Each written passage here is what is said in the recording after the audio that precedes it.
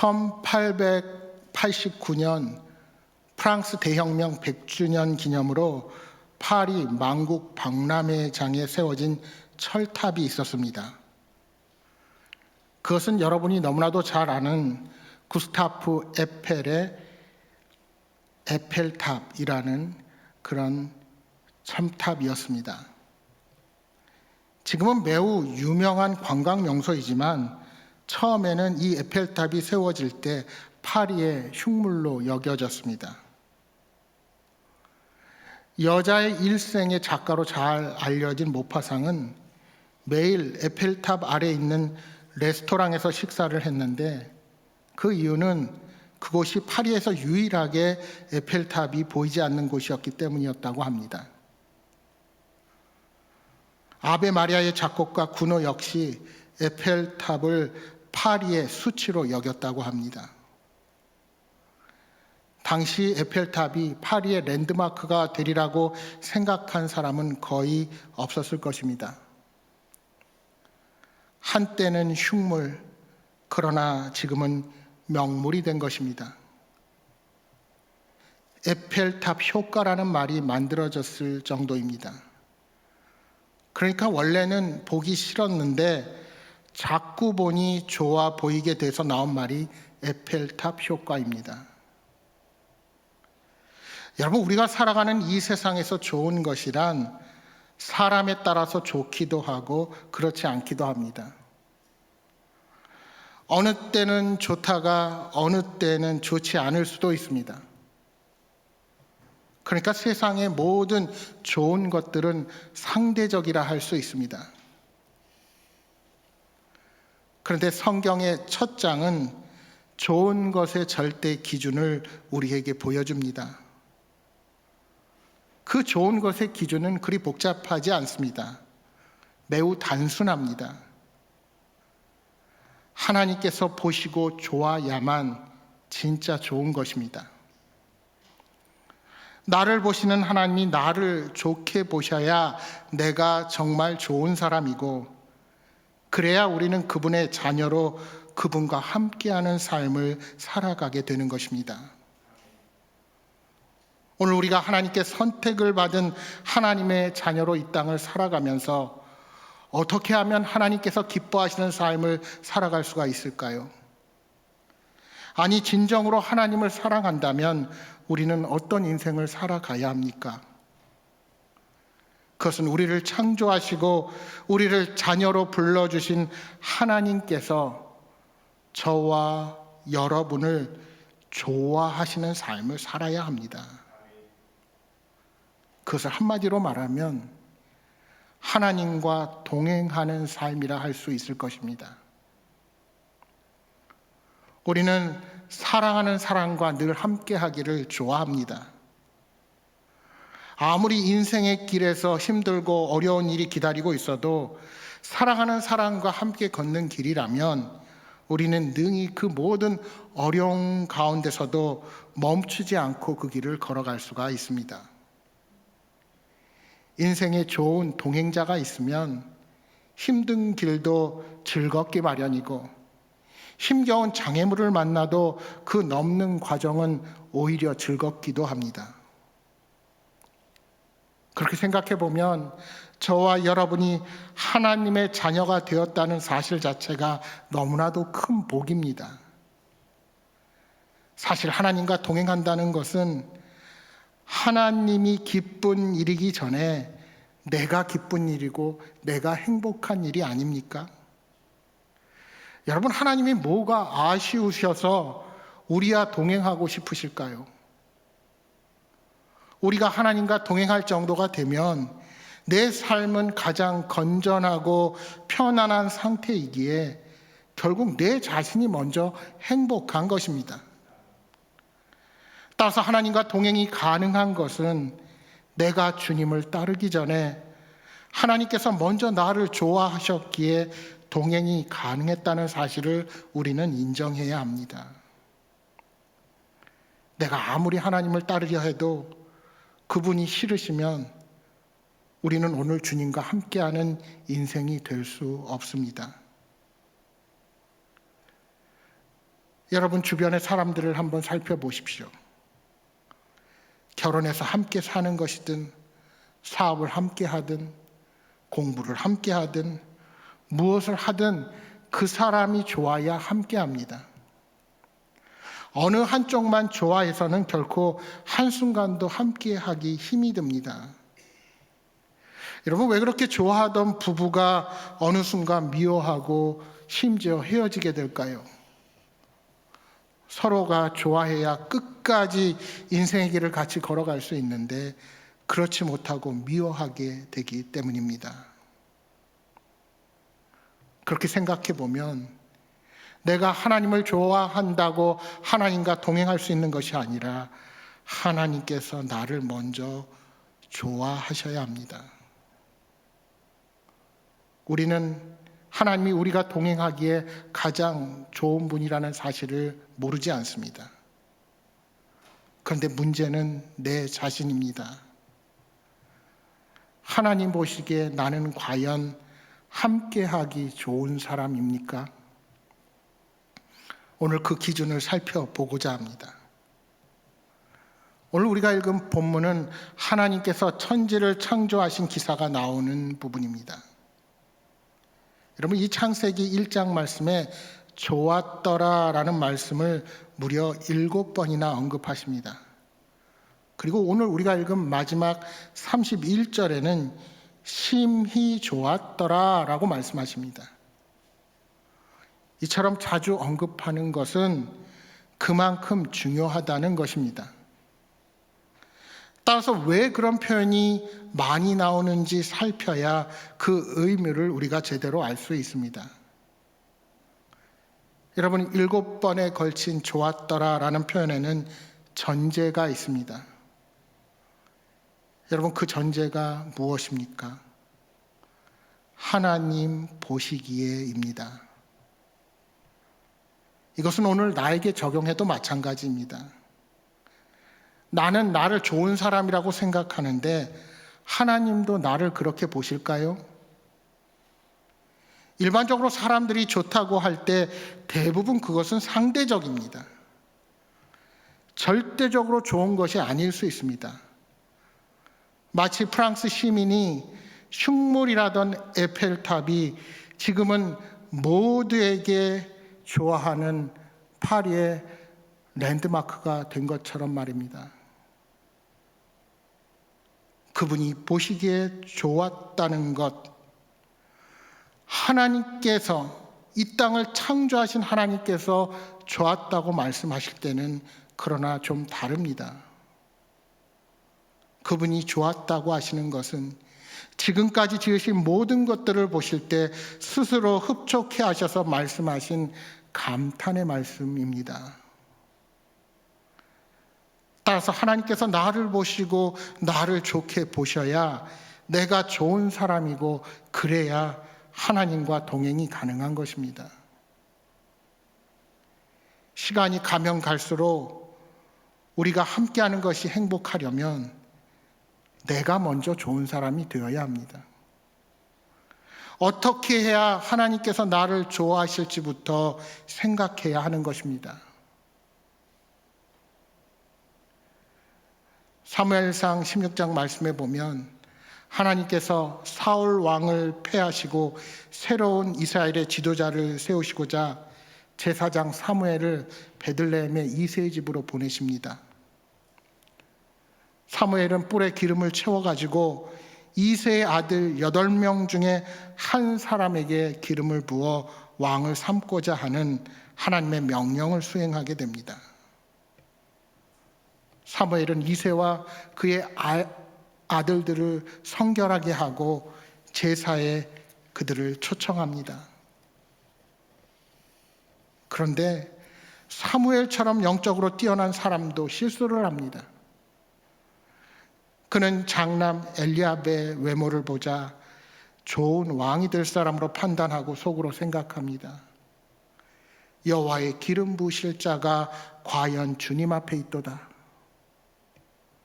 그러나 하나님께서 사무엘에게 말씀하십니다. 사무엘상 16장 7절에 말씀합니다. 여호와께서 사무엘에게 이르시되 그의 용모와 키를 보지 말라. 내가 이미 그를 버렸노라. 내가 보는 것은 사람과 같지 아니하니 사람은 외모를 보거니와 나 여호와는 중심을 보느니라 하시더라.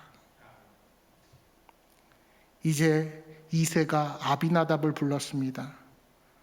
그러나 하나님은 그가 아니라 하십니다. 삼마를 불렀습니다. 하지만 그도 아니라 하십니다. 아들 7이 사무엘 앞을 다 지나도록 하나님께서는 택하지 않았다 하시는 겁니다. 그러면 하나님께서 누구를 택하셨습니까? 그 자리에 소외된 막내 아들, 들에서 양을 치던 어린 다윗을 이스라엘의 통치자로 세우시고자 하신 것입니다. 사무엘처럼 위대한 선지자조차 하나님의 시각이 아닌 인간의 시각으로 보았던 것입니다. 사람들은 대부분 이처럼 외모로 사람을 평가합니다. 그러고는 좋고 나쁨을 말합니다. 그러나 하나님은 사람들과 달리 사람이 보기 힘든 사람의 속을 보시는 분이십니다. 따라서 사람들의 평가가 아무리 좋아도 하나님은 전혀 다른 평가를 내리실 수 있다는 사실을 우리는 명심해야 합니다. 여러분, 남자들이 쓰는, 은연중에 쓰는 좋지 못한 말 중에 성질 나쁜 여자는 용서할 수 있어도 못생긴 여자는 용서가 안 된다 하는 이런 나쁜 말이 있습니다. 아무리 성질이 나쁘더라도 얼굴만 예쁘면 모든 것이 다 용서될 수 있다는 말입니다. 이처럼 세상의 관심은 온통 껍데기에 중심을 두고 있습니다. 원래 남자였을지라도 예쁘게 성형 수술을 해서 성전환에 성공하면 괜찮습니다. 수없이 뜯어 고쳐도 얼굴만 예뻐지면 괜찮습니다. 심지어 마약을 하고 불륜을 저질러도 예쁜 탤런트 배우들, 아이돌들은 시간이 좀 지나면 용서받는 세상이 되었습니다. 여러분, 우리 시대의 비참함이 바로 여기에 있습니다. 영혼의 아름다움은 보지 못하고 껍데기의 화려함에 길들여진 우리들의 모습입니다. 그런데 정작 더 큰 문제는 우리가 외적인 것에 관심을 갖고 영적인 가난함에 빠지게 될 때 진정 하나님 보시기에 좋은 삶을 살아갈 수가 없다는 것입니다. 야고보서 2장 9절을 통하여 말씀하십니다.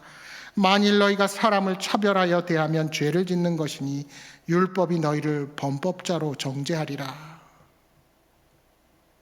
여러분, 눈에 보이는 외적 조건만 가지고 사람을 규정하지 마십시오. 하나님은 이미 용모와 키를 버리셨습니다. 세상의 가치 기준과 상업주의가 사람의 가치를 외모로 판단하고 그 사람의 외적 조건, 즉 경제적, 사회적 지위, 학벌, 신분으로 판단하는 시대를 우리가 살아가고 있습니다. 그러나 우리 또한 똑같이 그 기준대로 살아간다면 결코 주님의 기준에 합격하는 하나님의 사람이 될 수는 없습니다. 우리는 외모를 가꾸기 전에 내면을 먼저 가꾸어야 합니다. 우리들의 마음이, 우리들의 중심이 온전히 주님을 향하도록 먼저 우리 자신을 돌아보아야 합니다. 아무리 세상에 가치 판단 기준이 좋다고 하여도 하나님께서 좋다고 하지 않으시면 결코 좋은 상태가 아닙니다. 그러기에 우리는 사람들이 좋다는 평가에 만족해서는 안 됩니다. 하나님의 평가에 관심을 기울여야 하는 것입니다. 여러분, 자기 자신에 대해서 가장 정확히 알 수 있는 사람은 누구일까요? 하나님을 제외하면 나 자신입니다. 어쩔 때는 칭찬을 받아도 부끄럽습니다. 왜요? 사실과 다른 칭찬이기 때문입니다. 다른 사람은 몰라도 나는 나를 알기에 그 칭찬이 너무나도 과도하고 송구할 뿐입니다. 하나님께서 좋다고 하셔야만 진짜로 좋은 사람입니다. 그러므로 우리는 내가 좋은 대로 살아서는 안 됩니다. 하나님께서 어떠한 경우에 좋아하실지를 알아야 하나님 보시기에 좋은 사람이 되어서 하나님과의 건강한 동행이 가능합니다. 여러분, 우리의 자녀들도 마찬가지입니다. 내가 아무리 좋아도 하나님 보시기에 아름답고 좋은지 물어야 합니다. 여러분, 출애굽기 2장 2절에 모세가 태어났을 당시 그의 어머니 요게벳은 그가 잘생긴 것을 보고 석 달 동안 숨겼다고 말씀합니다. 여기서 잘생겼다고 하는 것은 요즘처럼 단순한 외모 지상주의를 가지고 말하는 것이 아닙니다. 본디 이 아이들은 지금 죽어야 합니다. 민족의 죽음 앞에서 아이가 잘생겼다고 하는 것은 민족의 희망을 이 아이에게 거는 것입니다. 작게는 이 아이를 살리겠다는 엄마의 소망이요, 이 잘생겼다는 표현 속에서는 아이에 대한 희망이 들어있는 것입니다. 아이가 어떻게 하든 살아나서 장차 나라를 구하는 귀한 사역을 할지도 모른다는 엄마의 소망이 그 안에 담겨 있는 것입니다. 이러한 모세의 탄생에 대해 스데반의 설교에 사도행전 7장 20절에 보면 이렇게 말씀합니다. 하나님 보시기에 아름다운지라. 모세가 하나님 보시기에 아름다웠다는 것입니다. 그렇습니다. 모세는 하나님 보시기에 아름다운 아들이었습니다. 그래서 하나님께서는 모세 스스로가 실패자라고 생각하는 그를 사용하셨고, 결국 그는 40년 동안 하나님과 동행하면서 출애굽의 역사를 움직이는 주인공이 되었던 것입니다. 여러분, 우리는 우리의 잣대로 그 기준을 세우고 사람들을 평가합니다. 그 가치 기준으로 사람들의 능력을 보고 하나님을 위한다고 하면서 오히려 내가 좋아하는 일을 하고 있습니다. 그러나 하나님 보시기에 좋은 것은 세상의 기준과 다릅니다. 능력이 기준이 아니요 힘과 지식과 명예와 권력을 가졌다고 하나님께서 결코 좋아하시지 않으십니다. 사람들 눈에는 연약하고 여린 존재로 보이지만 하나님 보시기에 좋은 사람들이 있습니다. 그래서 바울 사도는 고린도전서 1장 26절 이하 29절에 이렇게 고백하고 있습니다. 형제들아, 너희를 부르심을 보라. 육체를 따라 지혜로운 자가 많지 아니하며 능한 자가 많지 아니하며 문벌 좋은 자가 많지 아니하도다. 그러나 하나님께서 세상의 미련한 것들을 택하사 지혜 있는 자들을 부끄럽게 하려 하시고, 세상의 약한 것들을 택하사 강한 것들을 부끄럽게 하려 하시며, 하나님께서 세상의 천한 것들과 멸시받는 것들과 없는 것들을 택하사 있는 것들을 폐하려 하시나니, 이는 아무 육체도 하나님 앞에서 자랑하지 못하게 하려 하심이라. 여러분, 하나님께서 바울을 언제 부르셨습니까? 여러분, 사실 사도 바울은 헬라 철학을 배운 지식인이요 유대 율법에 능통했던 사람입니다. 바리새인이요 베냐민 지파 사울왕과 같은 왕족이었습니다. 더군다나 로마 시민권을 가진 자였습니다. 그 당시 세상적으로는 그 누구에게도 뒤지지 않고 자랑할 만했습니다.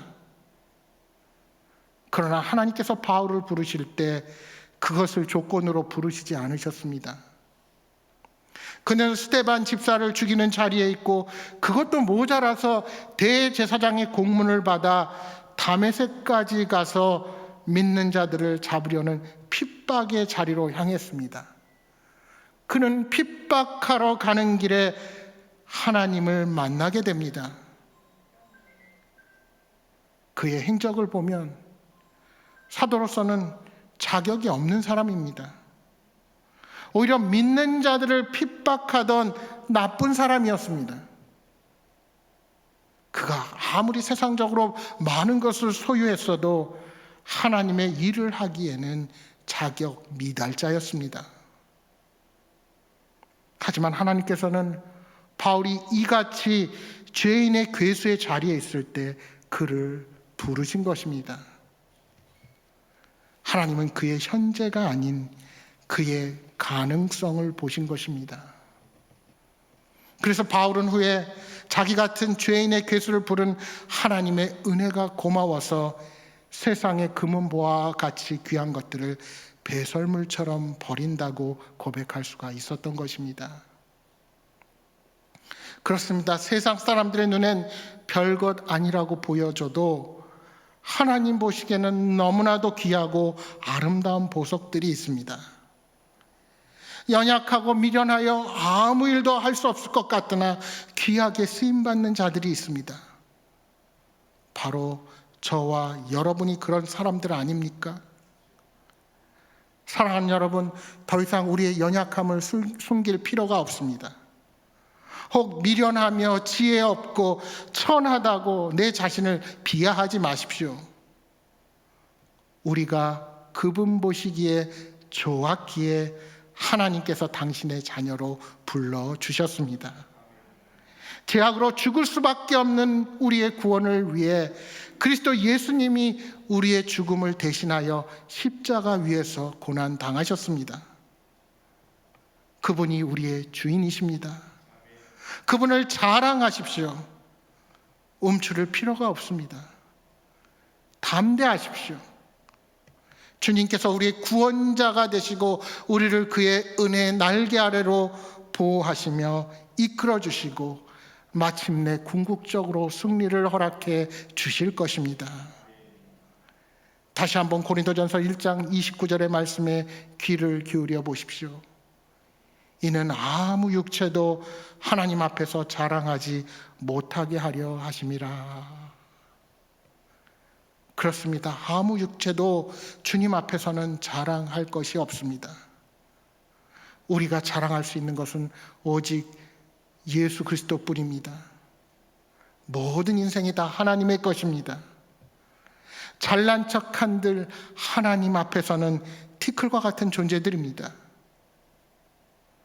따라서 중요한 것은 우리들의 삶의 자세입니다. 내가 연약하고 미련한 존재임을 깨닫는 자, 그래서 주님이 함께 하셔야만 우리의 삶이 풍요로울 수 있다는 것을 깨닫는 사람만이 온전히 주님을 의지할 수 있습니다. 그러나 자신의 잘난 맛에 살고 자신의 능력이 대단하다고 착각하는 사람은 결코 주어진 삶에서 하나님의 은혜를 경험할 수 없습니다. 그러니 더욱 하나님의 사람으로는 쓰임받을 수 없는 것입니다. 바라기는 온전히 주님의 능력을 의지하며 겸손하게 주님과 동행하는 복된 삶을 살아가시기를 주님의 이름으로 축복합니다. 하나님 보시기에 나는 함께하기 좋은 사람인가 하는 것을 알 수 있는 기준으로 오늘 창세기 본문에 또 하나의 표현이 있습니다. 그것은 바로 이르시되라는 표현입니다. 이 표현이 창세기 1장에 무려 10번이나 나옵니다. 하나님이 이르시되 빛이 있으라 하시니 빛이 있었습니다. 하나님이 이르시되 천하의 물이 한 곳으로 모이고 드러나라 하시니 그대로 되었습니다. 이 이르시되라는 말은 명령하시니라는 뜻과 동일합니다. 여러분 무슨 말입니까? 하나님께서 좋았다라고 말씀하신 것은 말씀하신 명령 그대로 되었을 때입니다. 빛이 있으라 하면 빛이 있었고, 나니라 하면 나니고, 있으라 하면 아무것도 없는 것에 놀라운 것들이 생겨났습니다. 그럴 때 좋았더라라고 말씀하셨습니다. 그러니까 하나님께서 말씀하신 대로 모든 피조물이 순종할 때 하나님 보시기에 좋았다는 사실입니다. 따라서 말씀대로가 우리의 목표여야 합니다. 하나님 말씀 앞에 순종하면 되는 것입니다. 그러면 우리는 하나님 보시기에 좋은 사람이 됩니다. 그럴 때 하나님과 진정한 동행이 가능하게 되는 것입니다. 기독교 역사에서 우리가 본받아야 할 그리스도의 닮은 꾼들이 많이 있습니다. 그중 한 사람이 하나님의 임재 연습이라는 책의 저자로 잘 알려진 로렌스 형제, 즉 니콜라스 헤르만입니다. 이 사람은 수도원에서 평생을 지냈습니다. 특히 수도원의 부엌에서 일했기에 부엌의 성자라는 별명이 붙었습니다. 이분에게 다른 존칭 없이 형제라고 부르는 것은 이분이 성직자가 아니기 때문입니다. 이분은 사제도 수사도 아닌 평신도였습니다. 신학에 대해서는 문외한이었습니다. 그러나 많은 그리스도인들 가운데 가장 하나님의 임재를 많이 체험하며 산 사람 중에 하나입니다. 이분이 하나님의 임재를 경험하고 예수님을 닮게 산 것은 이분의 신학적인 지식 때문이 아니었습니다. 지성적인 암 때문이 아니요, 이성적인 판단 때문도 아닙니다. 그는 하나님께서 명령하신 그대로 살고자 했을 뿐입니다. 그래서 누구보다 하나님과 동행하는 인생을 살아갈 수가 있었던 것입니다. 모라비안 운동의 지도자 진델도르프는 이렇게 말합니다. 더 만족스럽고 오래가는 것은 지적인 알미 아니라 관계적인 알미다. 그렇습니다. 예수님을 알아가는 것도 지적인 알미 아니라 관계적인 알미 되어야 합니다. 머리가 아니라 가슴으로 하나님을 깊이 알아가는 것입니다. 그래서 오늘 저와 여러분이 기도의 자리에 있어야 하고 하나님을 예배하는 예배자로 서야 하는 것입니다. 사랑하는 여러분, 주님이 나를 좋다고 말씀하셔야 동행하는 삶을 살 수가 있습니다. 날마다 말씀에 순종하며 하나님 보시기에 좋은 인생을 살아가시는 여러분 모두가 되시기를 주님의 이름으로 축복합니다. 기도하겠습니다.